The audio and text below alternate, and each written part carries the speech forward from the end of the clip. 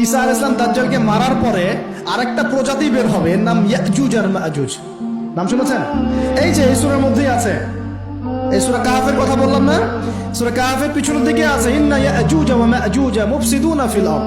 যুলকারনাইন বাদশার কথা পড়বেন, তিনি এই যে দেয়াল নির্মাণ করে দিয়েছিলেন লোহা এবং তামা দিয়ে, মনে আছে পড়েছেন? আচ্ছা, এই ইয়াজুজ আর মাজুজ যখন বের হবে পৃথিবীর পানি খেয়ে শেষ করে ফেলে দিবে একেবারে।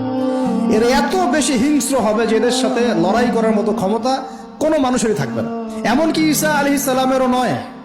ঈসা আলাইহিস সালাম তুর পাহাড়ে চলে যাবেন মুসলিমদেরকে নিয়ে, তুর পাহাড়ের ভিতরে মুসলিমরা সেখানে লুকিয়ে থাকবে, পৃথিবীর মেসাকার অবস্থা হয়ে যাবে, পৃথিবীর পানি খেয়ে শেষ করে ফেলে দিবে হিংস্র প্রজাতি। তখন ঈসা আলাইহিস সালাম আল্লাহর কাছে দোয়া করবেন, আল্লাহ এই বিভৎস এই জাতিকে ধ্বংস করো।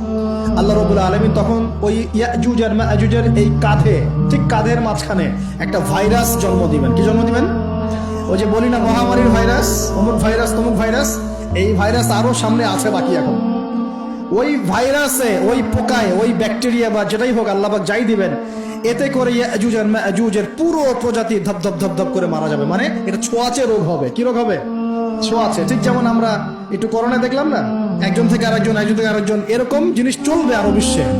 আর এখনকার নতুন রিসার্চ হচ্ছে ওই সাইবেরিয়া অঞ্চলের যে বরফগুলো আছে না, ওর নিচে এই 1 লাখ বছর, 1.5 লাখ বছর, 2 লাখ বছর আগের ভাইরাসগুলো নতুন করে জায়গা শুরু করেছে।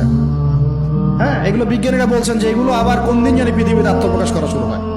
সবকিছুই ঘটবে। বিশ্বটার খুব রহস্য আছে, বিশ্বটার অনেক রহস্য আছে। আল্লাহ পাক এগুলো খেলার ছলে সৃষ্টি করেন নাই, পরীক্ষা। লিয়াবলুয়াকুম আইয়ুকুম আহসানু আমালা, আল্লাহ পাক বলেছেন। এরপরে ইয়াজুজ আর মাজুজের সব প্রজাতি মারা যাবে।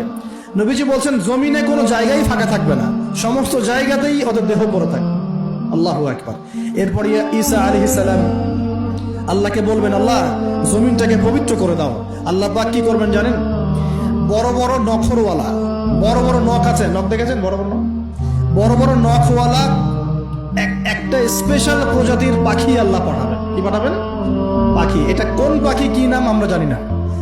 ঠিক এরকম করে এই এক শ্রেণীর পাখি আল্লাহ পাঠাবেন যাদের নখগুলো খুব বড় বড় হবে, বিশাল বিশাল নখ। এই নখগুলো দিয়ে তারা দেহগুলোকে উঠাবে, উঠিয়ে নিয়ে কোথায় যে ফেলে দেবে আল্লাহ ভালো জানে। সুবহানাল্লাহ, আল্লাহু আকবার। আল্লাহ পাক বিশ্বে কত কি বাকি রেখেছেন এখন।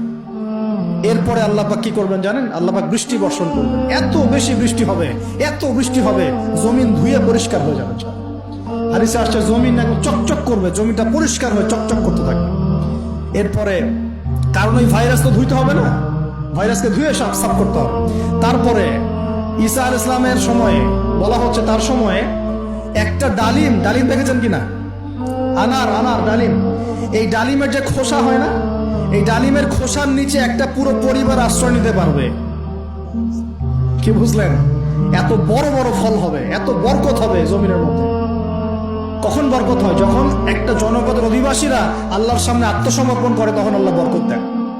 আমরা কি আত্মসমর্পণ করছি? এই জন্যই তো অর্থনৈতিক মন্দা চলছে। এমনি এমনি নাকি? সুদ খাচ্ছেন, দিব্যি ঘুষ খাচ্ছেন, দুর্নীতি করছেন, জেনা করছেন, মানুষের সম্পদ আত্মসাৎ করছেন, মাপে কম দিচ্ছেন, আবার নামাজও পড়ছেন, মাশাআল্লাহ। তো বরকত কোত্থেকে আসবে?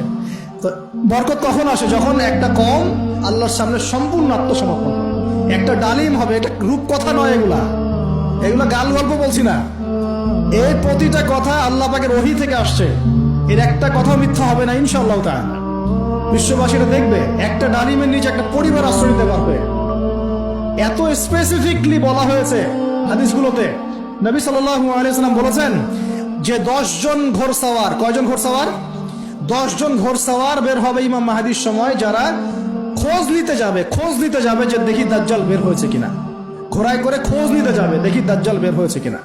ওই 10, নবীজি বলছেন আমি ওই 10 জনের নামও জানি, ওদের বাবার নামও জানি। সুবহানাল্লাহ, এত স্পেসিফিক জ্ঞান দেওয়া হয়েছে আল্লাহর পক্ষ থেকে নবী সাল্লাল্লাহু আলাইহি ওয়াসাল্লামকে। তার হাদিস থেকে বলছি যে ডালিমের নিচে পরিবার আশ্রয় নিতে পারে। তো অনেকে হয়তো হাসবে, কি বলে একটু উল্টা পাল্টা কথা, তাই না? নাস্তিকরা মনে করতে পারে যে হাসবে, আরে হাহারি এক দিয়ে রেখে দেবে। এখন মানুষ ফেসবুকের মতো চিন্তা করে, ফেসবুকের মতো হাসে, ফেসবুকের মতো কাঁদে। মানুষ এখন রোবটিক হয়ে গেছে। ঠিক আছে? আচ্ছা, তো এরপর কি?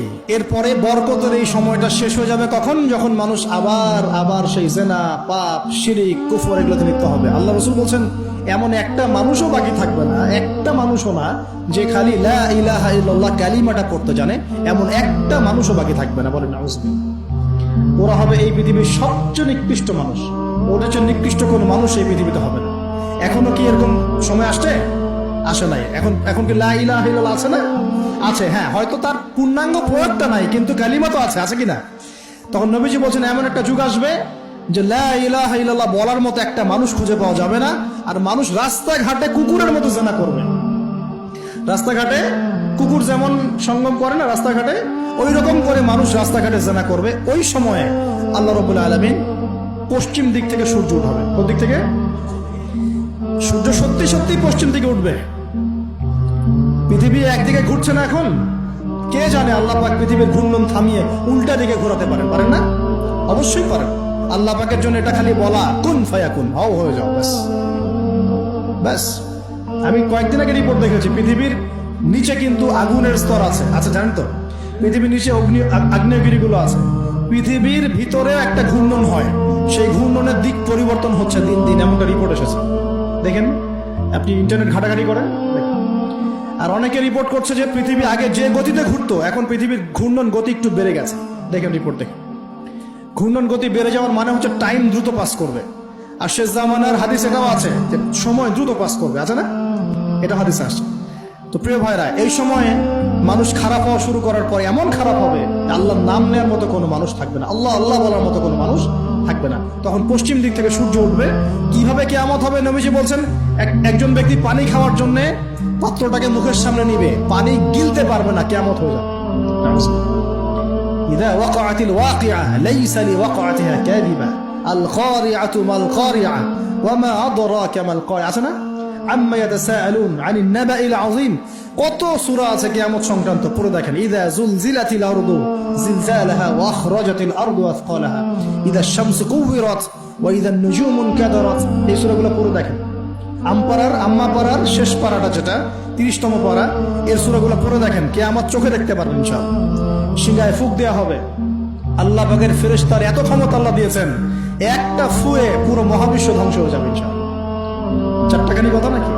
দ্বিতীয় ফুৎকারে আবার সবাইকে জীবিত করা হবে। এবং এই যে দুনিয়ার জীবনটা আমরা কাটাচ্ছি, এই 30, 40, 50, 60, 100 বছরের জীবন, এই জীবনের এক একটা হিসেব আল্লাহর সামনে দাঁড়িয়ে সেদিন দেওয়া লাগবে।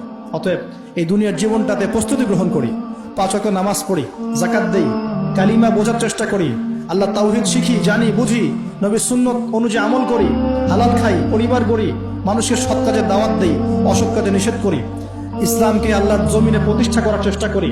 আল্লাহ পাক যা দিয়েছেন, জানমাল, সময়, শ্রম, আল্লাহ পাক যা দিয়েছেন, ক্ষমতা, প্রতিপত্তি, সম্পদ, এগুলোকে আল্লাহর দ্বীনের জন্য ব্যয় করি।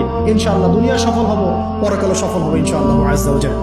আল্লাহ পাক আমাদের সবাইকে সমকালীন ফিতনাগুলো সম্পর্কে সচেতন থাকার তৌফিক দান করুন, এবং এই রমজান, আসন্ন রমজানে পরিপূর্ণরূপে ইবাদত করার তৌফিক দান করুন, এবং এই ইবাদত এবং শিক্ষাগুলোকে সারা বছর ধরে রাখার তৌফিক দান করুন, এবং জামানা সম্পর্কে সচেতন থেকে আগামী দিনে যা হবে সেভাবে পদক্ষেপ নেওয়ার তৌফিক আল্লাহ পাক দান করুন। আমিন।